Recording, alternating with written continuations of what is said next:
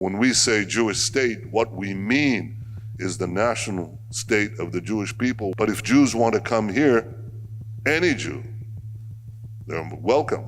We embrace them. Israel touts itself as the only safe haven and protector of all Jews. That is, unless you're black. In 2012, Israeli journalist Gal Gabay set out to discover why the birth rate among Ethiopian immigrants had plummeted by nearly 50% over the previous decade. What she ended up uncovering was a troubling web of deceit, lies, and systematic racism against Ethiopian Jewish women.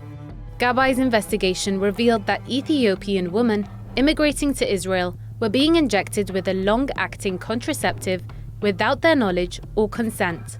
These injections, administered every 3 months while the women were still in transit camps in Ethiopia, continued after their arrival to Israel. Some women claimed they were threatened by Israeli doctors who told them they wouldn't be allowed to immigrate if they refused the injection, while others were simply told they were receiving a vaccine and given no details on the side effects. Even those who knew they were being administered birth control say they weren't offered any other alternatives to the drug they were given and were discouraged from having a large family in Israel.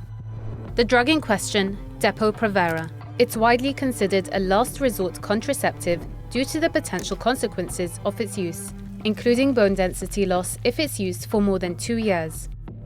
Of the 5,000 Israelis injected with Depo-Provera in 2008, 57% were Ethiopian Jews. After a civil rights group accused Tel Aviv of racism, the health ministry ordered doctors not to renew prescriptions unless they were convinced patients understood the ramifications. An investigation by Israel's State Controller's Office that concluded in 2015 claimed that Ethiopian women were not coerced into taking the shots.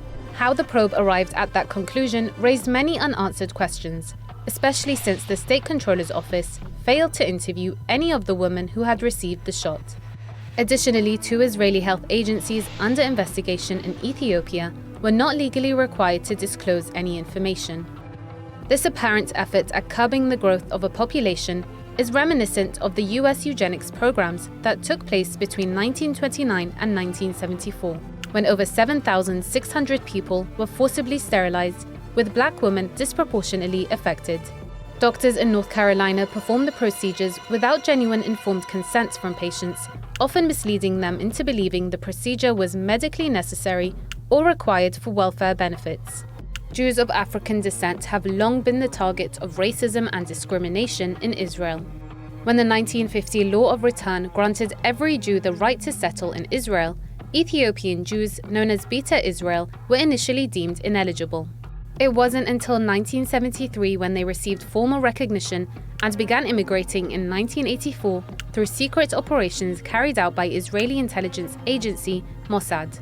Another point of controversy is the status of the Fala Shmura, Ethiopian Jews whose ancestors converted to Christianity. Although roughly 25,000 have been allowed to immigrate, they must undergo formal conversion upon arrival, while thousands more languish in transit camps, some for over 20 years, awaiting Tel Aviv's promised relocation. Meanwhile, in the 1990s, it was revealed that blood donations from Ethiopian Jews were routinely discarded over HIV concerns without informing the donors, sparking national outrage.